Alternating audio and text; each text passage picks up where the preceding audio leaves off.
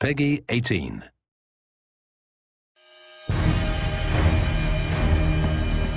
The thing that I'm most excited about in Homefront is this unique core fantasy. The idea that, we're exploring the civilian side and the human side. The main gameplay goal behind the single-player portion of our game was to put the player in the shoes of a resistance soldier fighting for his country. Everything that we did comes out of that. How your weapons work, how you relate to the world, the kind of missions that you go on, it all comes from that. In a lot of shooters, you have the best equipment and great number of allies and an army behind you. In this case, you're civilians turned freedom fighters, and you have to fight against this greater force that has better equipment than you do. And it's really a sort of get in, get out situation. It's an interesting place for us to be on this one because everybody's expectations is military shooter, military shooter. We want guys who are professional, but guys who are really professional in war, like robots. And for us, they're not professional military people. They're resistance fighters. They're all civilians. When it comes down to realizing this world, this fallen America, this occupied America in the game, we really wanted to establish some key moments or key shots where you come out of an opening and you see this big, huge, expansive environment revealed before you.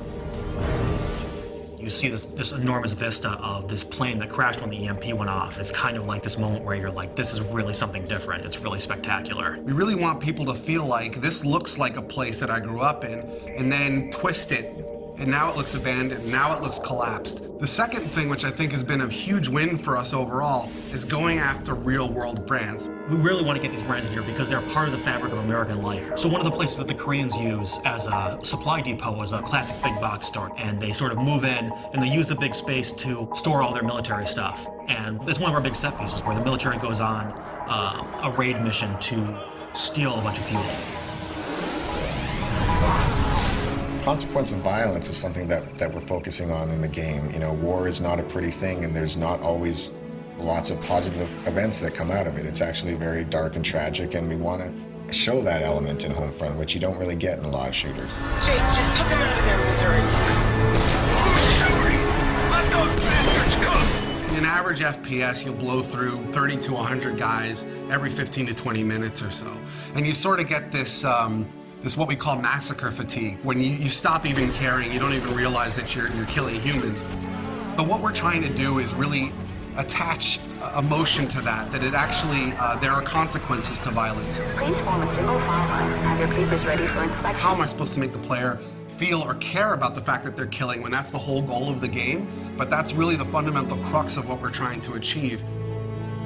Your character in the game's name is Robert Jacobs. He's a former pilot. He's recruited by the Resistance because they need a helicopter pilot. So Boone is a former police officer. He's the leader of the current Resistance cell and sort of the father figure of the whole unit. He's less about killing the Koreans and more about what can I do to free my people. Connor is really the key combat figure of the group. He's a little on the wild side. He's not conventional, but he's really a valuable man to have in a fight. And Rihanna is born and raised in upstate New York. She was kind of the hunter in the wilderness, and she just felt the call to join the Resistance and do whatever she could about it.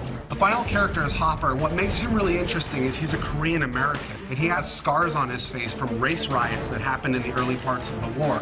The supporting cast is kind of interesting because you run across all these civilians who have totally different approaches. Some will work with you, some will support you, others might betray you or sell you out, and we create all these kind of neat moments around all these supporting characters. You're a guy who is caught up in this crazy scenario, fighting alongside other people who have no real training. So, you make mistakes. People get shot, people get hurt, people die alongside you. Fighting as a civilian with civilian and in an occupied America, that's really the core of what Homefront's all about, and that's really what we're set to deliver on.